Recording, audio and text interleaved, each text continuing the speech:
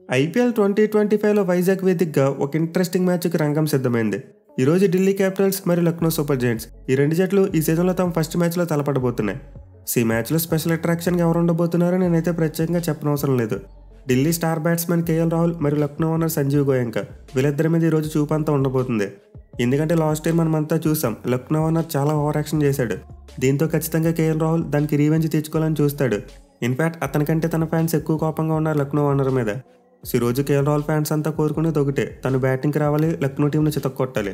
Mail అసలు ఈ సీజన్లో రాహుల్ ఫస్ట్ 2 మ్యాచెస్కి అందుబాటులో ఉన్నాడని చెప్పి రిపోర్ట్స్ వచ్చాయి. అతని భార్య బిడ్డకి డెలివరీ ఇచ్చింది కాబట్టి రాహుల్ అయితే రాడేమో అనుకున్నాం. బట్ లక్నోతో ఎలాగైనా సరే మ్యాచ్ ఆడాలని చెప్పి పనిగట్టుకుని వైజాగ్ వచ్చాడు. సో క్లియర్లీ ఈ రోజు అయితే కేఎల్ రాహుల్ చాలా వరకు బీస్ట్ మోడ్లోకి టర్న్ అయ్యేందుకు ఎక్కువ అవకాశాలు ఉన్నాయి. ఈ మ్యాచ్ని అయితే వైజాగ్లోని ఏసీఐ వీడీసీఐ స్టేడియం మీద ఆడబోతున్నారు. అంటే ఇక్కడ పిచ్ రిపోర్ట్ చూసుకుంటే జనరల్గా మంచి బ్యాటింగ్ ఫ్రెండ్లీ వికెట్ ఉంటుంది. మెయిల్ లాస్ట్ ఇయర్ చూసాం, ఒక మ్యాచ్లో కోల్కతా టీం 270+ రన్స్ కొట్టారు. సో దీంతో మరోసారి అయితే మనం రన్ ఫెస్ట్ని ఎక్స్పెక్ట్ చేయవచ్చు. ఎస్పెషల్లీ రెండు టీమ్స్లో కూడా ఎక్కువ మంది పవర్ హిట్టర్స్ ఉన్నారు. పైకి గ్రౌండ్లో బౌండరీస్ అయితే చూసుకున్నా మరీ అంత పెద్దగా ఉండవు. బట్ వైజాగ్ పిచ్ అయితే కొంతవరకు అన్ప్రెడిక్టబుల్గా కూడా ఉంటుంది. మెయిల్ లాస్ట్ ఇయర్ జరిగిన 2 మ్యాచ్లు చూసాం, సెకండ్ హాఫ్లో పిచ్ బౌలర్స్కి అనుకూలించింది. సో నార్మల్గా Vizag wicket batting friendly pitch అయినప్పటికీ బౌలర్స్ కూడా గేమ్లోకి రాగలరు. ఎస్పెషల్లీ సెకండ్ హాఫ్లో పిచ్ నుండి బౌలర్స్కి హెల్ప్ దొరికే ఛాన్స్ ఉంటుంది. గ్రౌండ్ యొక్క స్టాట్స్ విషయానికి వస్తే ఇప్పటివరకు మొత్తం 15 ఐపీఎల్ మ్యాచెస్ జరిగాయి. అంటే 15 ఐపీఎల్ మ్యాచెస్లో ఫస్ట్ బ్యాటింగ్ చేసిన టీం 8 మ్యాచ్లో గెలిస్తే, చేజ్ చేసిన టీమ్స్ 7 మ్యాచ్లో గెలిచాయి. అలాగే గ్రౌండ్లో ఫస్ట్ ఇన్నింగ్స్ యావరేజ్ స్కోర్ చూసుకుంటే 167 రన్స్గా ఉంది. సో క్లియర్లీ స్టాట్స్ బట్టి అయితే వైజాగ్ వికెట్ చాలా వరకు కాంపిటేటివ్ వికెట్ అని చెప్పుకోవచ్చు. మీ దగ్గర టాస్ అనేది అంత ఇంపార్టెంట్ ఫ్యాక్టర్ కాకపోవచ్చు. ఇన్ఫాక్ట్ మనం ముందే చెప్పుకున్నాం, లాస్ట్ ఇయర్ గ్రౌండ్లో జరిగిన 2 మ్యాచ్లు కూడా ఫస్ట్ బ్యాటింగ్ చేసిన టీమే గెలిచింది. అండ్ ఆల్సో కేకేఆర్ టీం చివరి మ్యాచ్లో 272 రన్స్ కొట్టినప్పటికీ అంతకుముందు 7 మ్యాచ్లో చూసుకుంటే మాత్రం ఒక్కసారి కూడా 200+ స్కోర్ రాలేదు. సో వీటన్నింటి బట్టి చూసుకుంటే మనమైతే ఈ మ్యాచ్లో బ్యాట్ అండ్ బాల్ మధ్య ఈక్వల్ కాంపిటీషన్ ఎక్స్పెక్ట్ చేయవచ్చు. టాస్ విషయానికి వస్తే రెండు టీంలు కూడా ఫస్ట్ ఫీల్డింగ్ చేయడానికి మొగ్గు చూపొచ్చు. ఎందుకంటే ఏడాది రెండు టీంలకి ఇది ఫస్ట్ మ్యాచ్. అండ్ ఆల్సో ఏమైనా లిటిల్ బిట్ డ్యూ పడితే సెకండ్ బ్యాటింగ్ చేసిన టీం కూడా బాగా హెల్ప్ అవుతుంది. బట్ డ్యూ ఫ్యాక్టర్ ఉండదనుకుంటే మాత్రం ఈ గ్రౌండ్లో ఫస్ట్ బ్యాటింగ్ చేయడమే బెటర్. రెండు జట్ల క్యాటెడ్ స్టాట్స్ విషయానికి వస్తే ఇప్పటివరకు మొత్తం 5 మ్యాచ్లు జరిగాయి. అంటే 5 మ్యాచ్లో ఢిల్లీ టీం 2 మ్యాచ్లో గెలిస్తే లక్నో టీం 3 మ్యాచ్లో గెలిచారు. సో క్యాటెడ్ స్టాట్స్ విషయంలో అయితే లక్నో టీంకి లిటిల్ బిట్ టచ్ అయితే కనిపిస్తుంది. బట్ చివరిగా 2024లో రెండు జట్లు తలపడినప్పుడు ఢిల్లీ క్యాపిటల్స్ 2 మ్యాచ్లు గెలిచేశారు, ఒక్క మ్యాచ్ కూడా లక్నో గెలవలేదు. అండ్ ఆల్సో ప్రజెంట్ టీం చూసుకున్న లక్నో కంటే ఢిల్లీ చాలా స్ట్రాంగ్గా ఉంది. అయితే వైజాగ్ గ్రౌండ్లో మాత్రం ఢిల్లీ టీంకి డామినేటింగ్ రికార్డ్ లేదు. 7 మ్యాచ్లు ఆడితే 3 గెలిచారు, 4 ఇంట్లో ఓడిపోయారు. అండ్ ఆల్సో ఇప్పటివరకు లక్నో టీంతో గ్రౌండ్లో ఒక్క మ్యాచ్ ఆడలేదు. అలాగే లక్నో టీం చూసుకున్న for the first time Vizag గ్రౌండ్లో మ్యాచ్ ఆడబోతుంది. సో పాస్ట్ రికార్డ్స్ అన్ని కొంతవరకు ఈవెంట్గా ఉన్నాయి కాబట్టి ఈ మ్యాచ్లో సైకలాజికల్ అడ్వాంటేజ్ పెద్దగా ఏ టీంకి ఉండదు. ఎవరైతే బాగా పెర్ఫామ్ చేస్తారో వాళ్ళే మ్యాచ్ గెలవడానికి ఎక్కువ ఛాన్సెస్ ఉంటాయి. టీమ్స్ విషయానికి వస్తే ఢిల్లీ టీం అయితే ఆన్ ది పేపర్ చాలా సాలిడ్గా కనిపిస్తుంది. వాళ్ళ బ్యాటింగ్ బాగుంది, అలాగే బౌలింగ్ ఇంకా బాగుంది. సో ఈ మ్యాచ్ కోసం అయితే ఢిల్లీ టీంకి పెద్దగా ఇంజరీ ప్రాబ్లమ్స్ ఏమీ లేవు. ఆల్మోస్ట్ అందరు ప్లేయర్స్ కూడా అవైలబుల్గా ఉన్నారు. అయితే వాళ్ళ బ్యాటింగ్ ఆర్డర్ విషయానికి వస్తే మాత్రం కేఎల్ రాహుల్ ఎక్కడ ఆడతారనేది ఒక క్వశ్చన్ మార్క్. సో ఎప్పుడైతే ఢిల్లీ టీం డూ ప్లేసెస్ని వైస్ కెప్టెన్ చేశారో దీంతో అతను ఖచ్చితంగా ఓపెనర్గా ఆడతారని చెప్పి అర్థమైపోయింది. అండ్ దెన్ వాళ్ళు 1 డౌన్లో అభిషేక్ పురాల్ని ఆడించి కేఎల్ రాహుల్ని మిడిల్ ఆర్డర్కు పుష్ చేయొచ్చు.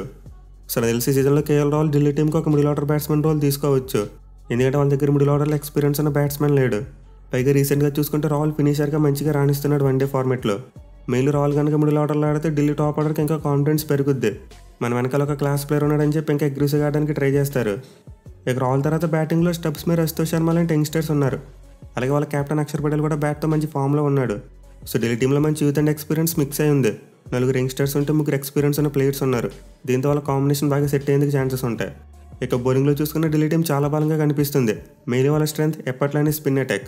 సో ఈ మ్యాచ్లో అయితే ఢిల్లీ టీంకి కుల్దీప్ యాదవ్ చాలా కీలకంగా మారబోతున్నాడు. ఎందుకంటే లక్నో టీంలో ఎక్కువ మంది లెఫ్ట్ హ్యాండర్స్ ఉన్నారు. దీంతో కుల్దీప్ యాదవ్ చైనామెన్ బౌలింగ్తో పాటు స్టబ్స్ యొక్క ఆఫ్ స్పిన్ కూడా ఇంపార్టెంట్గా మారే అవకాశాలు ఉంటాయి. అలాగే పేస్ బౌలింగ్లో చూసుకున్న మిచెల్ స్టార్క్, ముఖేష్ కుమార్ మరియు నటరాజన్ లాంటి 3 డిఫరెంట్ కైండ్స్ ఆఫ్ బౌలర్స్ ఉన్నారు. అండ్ ఆల్సో వాళ్ళు కావాలనుకుంటే మోహిత్ శర్మ లాంటి పేసర్ను కూడా ఇంపాక్ట్ ప్లేయర్గా తెచ్చుకోవచ్చు. సో ఢిల్లీ టీం దగ్గర అయితే ఈసారి చాలా అంటే చాలా మంచి స్క్వాడ్ ఉంది. ఎస్పెషల్లీ జేఎఫ్ఎం కనుక లాస్ట్ టైంలోనే పవర్ఫుల్ స్టార్ట్స్ ఇస్తే ఇంకా టీంకు తిరిగి ఉండదు. ఈ మ్యాచ్ కోసం ఢిల్లీ టీం యొక్క ప్రాబబుల్ ప్లేయింగ్ 12 చూసుకుంటే ఓపెనర్స్గా జేక్ ఫ్రేజర్ మెక్గర్ మరియు ఫ్యాఫ్ డు ప్లెసిస్ బరిలోకి దిగే ఛాన్సెస్ ఉన్నాయి. తర్వాత నెంబర్ 3లో అభిషేక్ పురాల్, నెంబర్ 4లో కేఎల్ రాహుల్, నెంబర్ 5లో ట్రేస్టన్ స్టబ్స్, నెంబర్ 6లో అక్షర్ పటేల్, నెంబర్ 7లో అశుతోష్ శర్మ, నెంబర్ 8లో మిచెల్ స్టార్క్, నెంబర్ 9లో కుల్దీప్ యాదవ్, నెంబర్ 10లో ముఖేష్ కుమార్, నెంబర్ 11లో టీ నటరాజన్, మరి ఇంపాక్ట్ ప్లేయర్గా మోహిత్ శర్మ అయితే కరుణార్. ఇద్దరిలో ఒకటి బరిలోకి దిగే ఛాన్సెస్ ఉన్నాయి.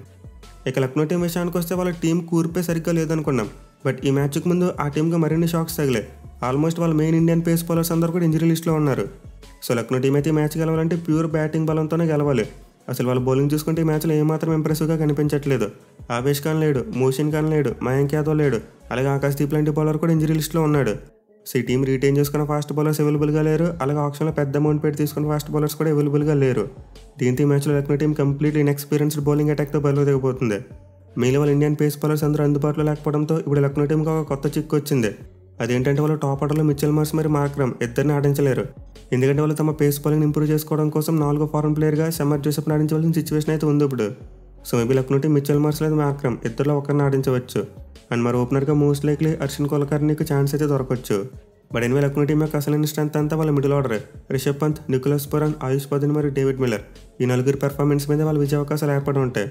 అయితే ఈ మ్యాచ్లో పంత్, పురాన్ మరియు మిల్లర్ ఈ ముగ్గురికి కుల్దీప్ యాదవ్ ఒక సవాల్లా మారతాడు. సో వీళ్ళు ముగ్గురు కనుక అతనికి వికెట్ అవ్వకుండా జాగ్రత్తగా ఆడగలిగితే లక్నో టీంకి భారీ స్కోర్ వచ్చే ఛాన్స్ ఉంటుంది. అదర్వైజ్ ముగ్గురు ఏ ఇద్దరు ఫెయిల్ అయినా సరే లక్నో టీం ఈ మ్యాచ్లో గెలవకపోవచ్చు. ఇక బౌలింగ్ విషయానికి వస్తే రవి బిష్ణు అక్కడే కాస్త నమ్మదగ్గ బౌలర్గా కనిపిస్తున్నాడు.